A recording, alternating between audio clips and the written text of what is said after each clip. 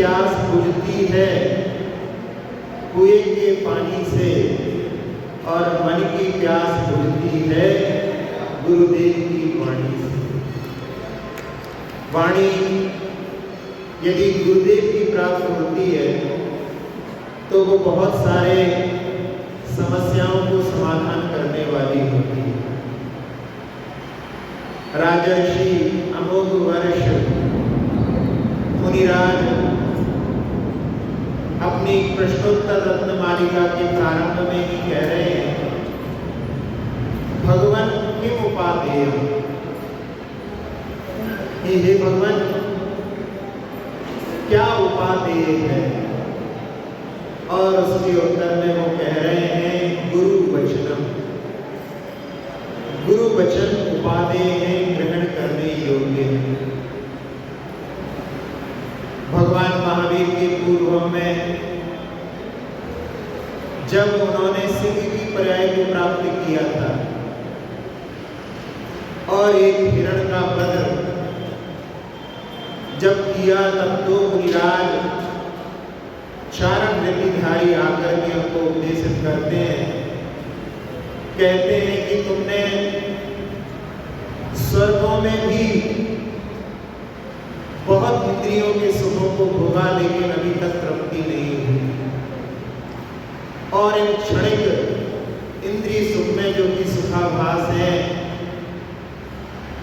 कैसे जो है तुम तृप्त हो सकते हो। जब पूर्व होगा व्याख्यान सुना, जाते स्मरण हो गया और वो सिंह वहां पर रोदन करता है। आचार्य पूर्णव्रत महाराज ने कहा कि मानो सम्यक दर्शन के लिए जगह बनाने के लिए ही वो आंसू अंदर से प्रकट हो रहे हैं। आचार्य शिव सागर जी महाराज जब मुक्तागिरी से खाते गांव के लिए संघ सहित विहार कर रहे थे, बहुत लंबा विहार था और बीच में कहीं पर भी समाज नहीं था।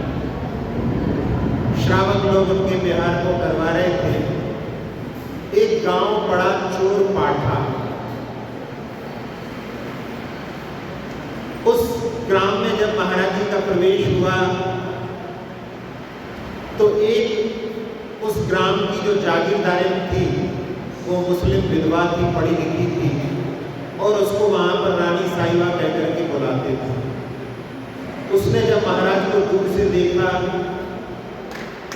नग्न मुद्रा को देख करके वो समझी कि मेरे राज्य में लगता है किसी व्यक्ति ने कोई निकल रहा होगा, उसके कपड़े तक छीन लिए।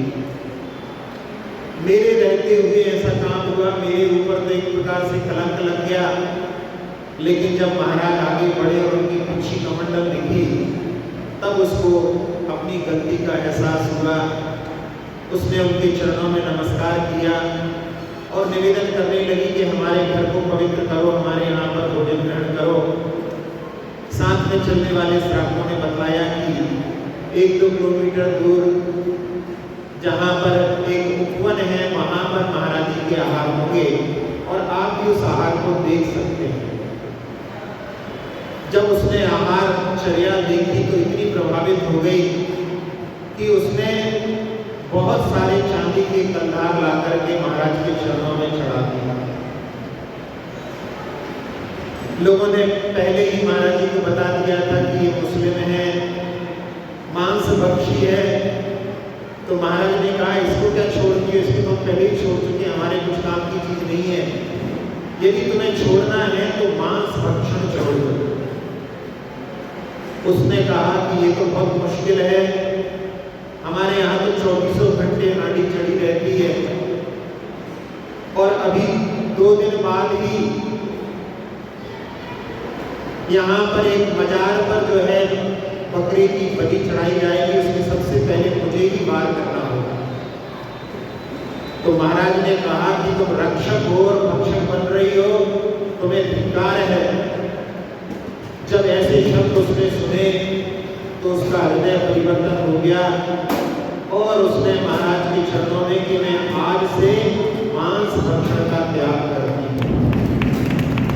और उसके बाद में केवल मांस भक्षण नहीं, उसने रात्रि भोजन का त्याग भी कर दिया और अपना जो जागीरदार थी उसमें कभी भी किसी जीव की हिंसा नहीं होगी, ऐसा भी उसने वहां पर संकल्प किया। उस एक जहाँ मुखिया जब परिवर्तित होता है तो बहुत सारे लोग भी उसके साथ में शाकाहार की ओर प्रवृत्त होते हैं। तो गुरु के वचन किस प्रकार से कार्यकारी होते हैं ये अपन इसके माध्यम से समझ सकते हैं।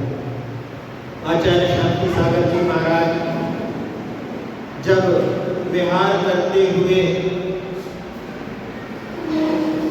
एक गांव में जहां पर लोगों ने उनकी रुकने की व्यवस्था की थी,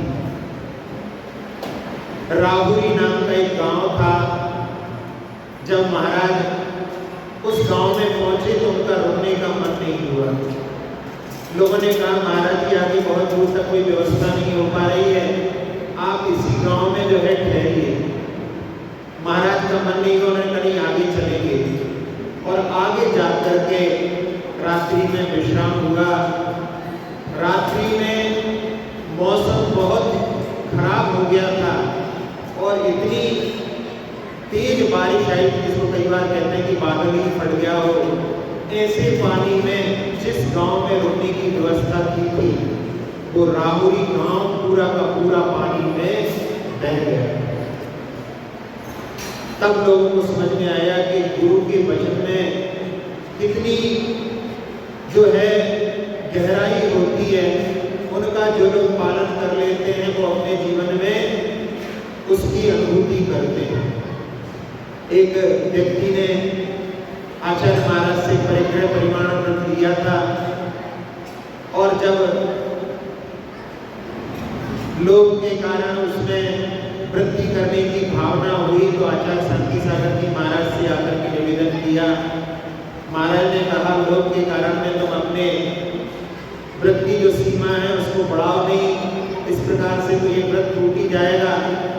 लेकिन लोभ के कारण उसने माना नहीं और उस सीमा को जो है उसने उल्लंघन कर दिया। और कहते हैं कि उसी दिन से उसकी जो व्यापार की पहले बहुत वृद्धि हो गई थी, उसी दिन से उसको घाटा लगना प्रारंभ हो गया। तो गुरु के वचन अनुलंघनीय होते हैं, उनका जो पालन करते हैं उनके लिए वही उपादेय होते हैं और वही उनके लिए जीवन के लिए दृष्टि प्रदान करने वाले होते हैं। आचार्य धर्मसागर जी महाराज से एक व्यक्ति ने कि महाराज जी हमको प्रतिमा लेना है, बहुत दिनों से लगा हुआ था। उन्होंने एक बार कहा कि अब तुम जो है प्रतिमाओं को ग्रहण कर लो। उसने कहा कि नहीं, अभी भगवान का जो निर्माणोत्सव होगा उसमें बड़ा महोत्सव होगा, मैं उसमें जो है प्रतिमाओं को ग्रहण करूंगा। आचार्य महाराज ने कहा कि उसका क्या भरोसा, लेकिन उसको समझ में नहीं आई और उस निर्माणोत्सव के पहले ही उसकी मृत्यु हो गई। गुरु के वचनों का जो महत्व समझ लेता है वो उनके वचनों का कभी भी उल्लंघन नहीं करता। एक बार एक व्यक्ति जो विधान चल रहा था जिसके परिवार का, लेकिन वस्त्र पहन करके पूजा आदि में खड़ा नहीं होता था, सारी व्यवस्थाओं में लगा हुआ था और एक काम से उसको बाहर जाना था कोई कॉन्ट्रैक्ट के लिए। एक ट्रक में बैठ करके सारे लोग निकल रहे थे। उस समय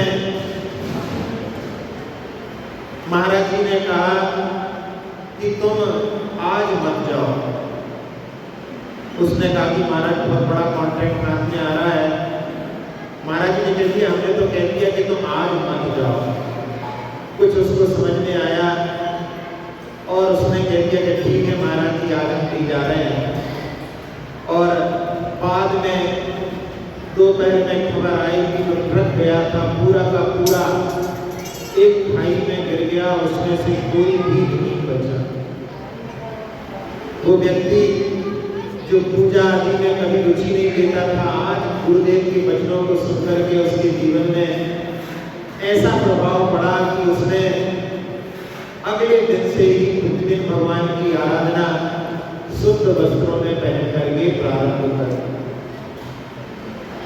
तो गुरुदेव के वचन जो होते हैं वो उपादेय होते हैं, जहाँ आगम में वर्णन आता है पद्म पुराण का एक प्रसंग कि एक राजकुमार एक सुंदर स्त्री को देख करके उससे प्रभावित होकर के उसके प्रति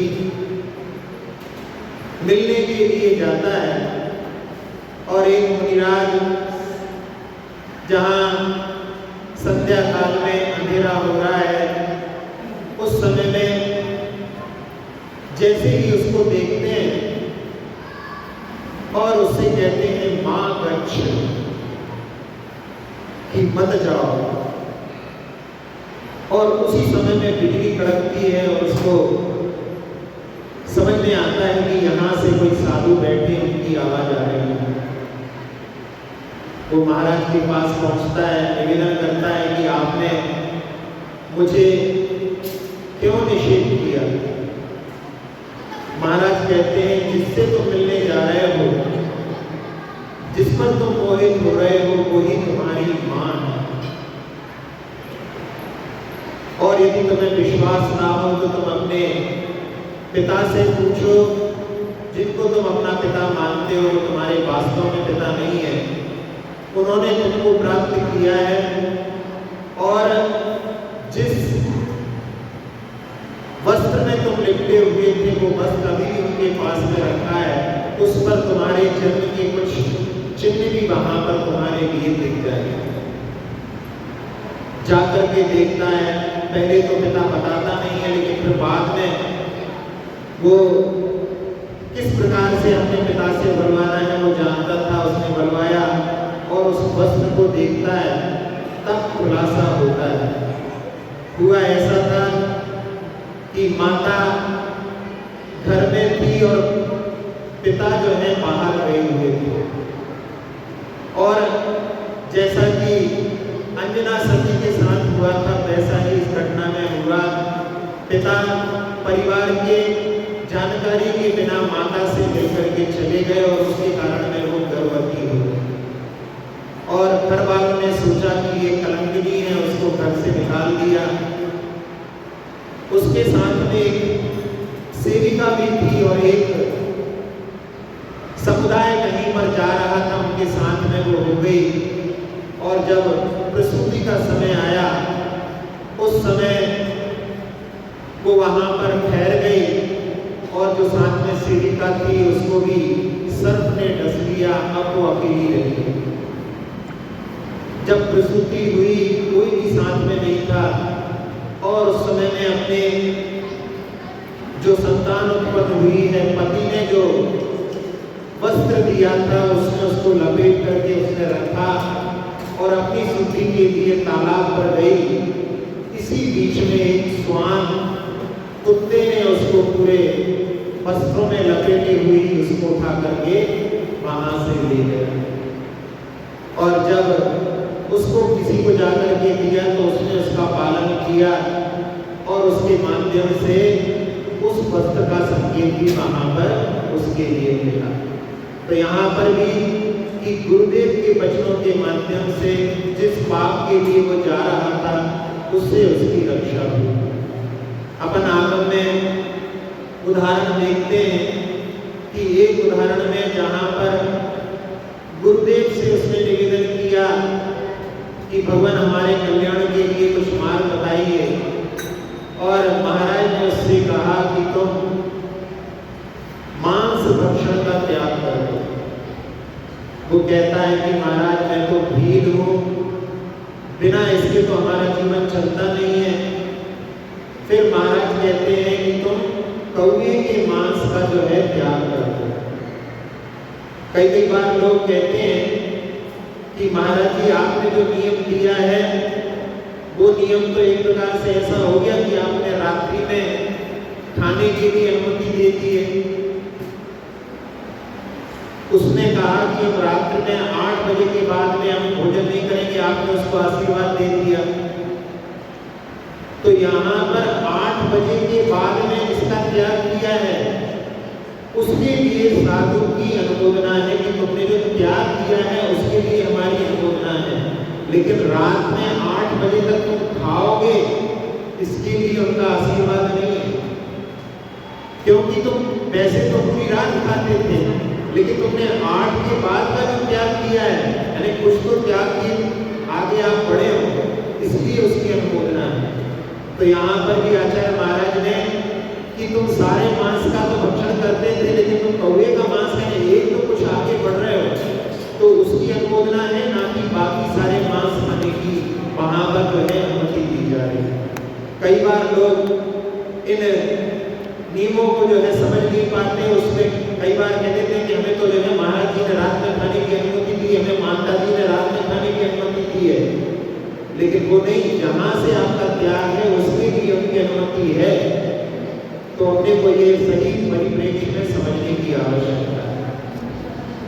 और जब उसने जो नियम दिया था उसका पालन करने के लिए ऐसा कटिबद्ध था कि महाराज ने कहा था कि भले ही प्राण चले जाएं लेकिन प्रण नहीं जाना चाहिए। और जब कोई नियम दिया है तो उसकी परीक्षा होती है। ऐसा शरीर में रोग उत्पन्न हो गया कि वैद्य बताता है कि इसकी दवाई तो जो तुमने त्याग किया है उसी से हो।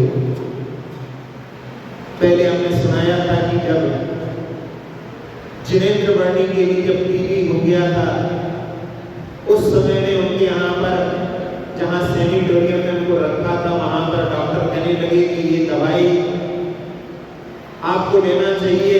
उन्होंने कहा कि इसमें मांस का पुण्य हम स्वीकार नहीं करेंगे। उन्होंने कहा इससे आपका जो है मरण जल्दी हो जाएगा यदि आप स्वीकार नहीं करोगे। बहुत बार लगे रहे तो पंडित जी ने कहा कि आप कागज पर लिख दो कि ये दवाई जो कोई ग्रहण करता है वो कभी नहीं मरता। डॉक्टर कहने लगे भैया ऐसा कौन है कि जो कभी ना मरे?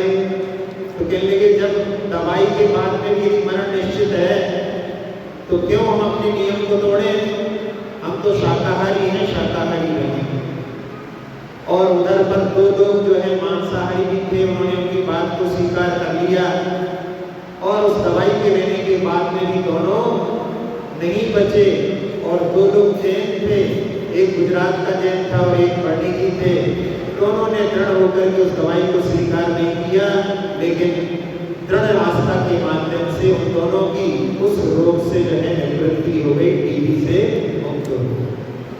तो यहाँ पर वो भील जब उसके लिए कहा जाता है तो वो कह देता है कि मैं तो इसको स्वीकार नहीं करूँगा। पत्नी सोचती है किसी तरह से तो मान जाए, तो अपने भाई को बुलाती है जो कि भीलों का सरदार था कि हमारा भाई समझाएगा तो ये मान जाएंगे। और जब भील का सरदार उनका जो साला आता है, रास्ते में एक जगह पर उसको रुदन की आवाज सुनाई देती है। कोई महिला रो रही है, वो कौन संकट में है, मैं उसके संकट को दूर करूं। वहां पर जाकर के देखता है, पूछता है क्यों रुदन कर रही है? तो वो कहती है कि मैं यक्षी हूं, 72 देवों की देवी यक्षी कहलाती है। वो कहती है कि आप जिसको समझाने जा रहे हो, आप समझाओगे यदि वो आपकी बात मान जाएगा तो फिर वो मेरा यक्ष नहीं हो पाएगा। उस नियम के पालन करने से वो मर करके मेरा यक्ष बनेगा, मेरा पति बनेगा। लेकिन तुम उसको समझाओगे और वो नियम को तोड़ देगा तो फिर मुझे मेरे साथी की प्राप्ति नहीं हो पाएगी। मन में वो सोचता है कि मैं समझाने तो जा रहा हूँ, लेकिन उसके नियम से तो उसका कल्याण होने वाला है, वो देव बनने वाला है। फिर भी जिस काम के लिए बहन ने बुलाया है उस ओर बढ़ता है और जाकर के अपने बहनोई को समझाने का प्रयास करता है। लाख प्रयास करने के बाद में भी वो तैयार नहीं होता। वो कहता है कि भले ही आज मरण हो जाए लेकिन मैंने जो गुरुदेव के वचनों को स्वीकार किया है मैं उसको छोड़ने को तैयार हूँ। जब उसकी दृढ़ आस्था देखता है तो उसका बहनोई वहां पर कह देता है कि तुम्हारा ये नियम बहुत अच्छा है, तुम मर करके देव बनने वाले हो, इसलिए तुम इस नियम को नहीं छोड़ो तो कोई बात नहीं है, तुम अच्छी दृढ़ता से इसका पालन करो। जब वो भीम सुनता है कि मैंने केवल कौवे के मांस का त्याग किया है, उससे मैं देव बनने वाला हूँ और अब मेरी मृत्यु निकट है ही, अब मुझे अपने जीवन का कोई लोभ नहीं, कोई वहां पर इच्छा नहीं, आज मैं सारे मांस का त्याग करता हूँ क्योंकि गुरुदेव ने मुझे सबसे पहले इसी के लिए कहा। और उसने जैसा प्रण उसने किया, मृत्यु तो जो है निकट ही थी, मृत्यु हो गई। साला जो आया हुआ था भीलों का सरदार, उसने वहां पर सारे क्रियाक्रम करने के बाद में अपने स्थान के लिए जब प्रयाण किया और जब जाकर के वहां पर देखता है उसी स्थान पर फिर से रुदन की आवाज आ रही। सुनकर के उसको बड़ा आश्चर्य होता है, अरे पहले रोना तो ठीक था, अब तो इसने नियम का पालन किया है तो अब तो जो है इसको इसका साथी मिल गया होगा, लेकिन फिर भी ये रुदन कर रही है, जरूर कोई रहस्य की बात होगी। और जाकर के फिर पूछता है तो उस समय में कहती है कि उसने सारे मांस का त्याग कर दिया था, इसलिए उसका जो है उत्कर्षण हो गया है, अब वो वैमानिक देव बन गया है।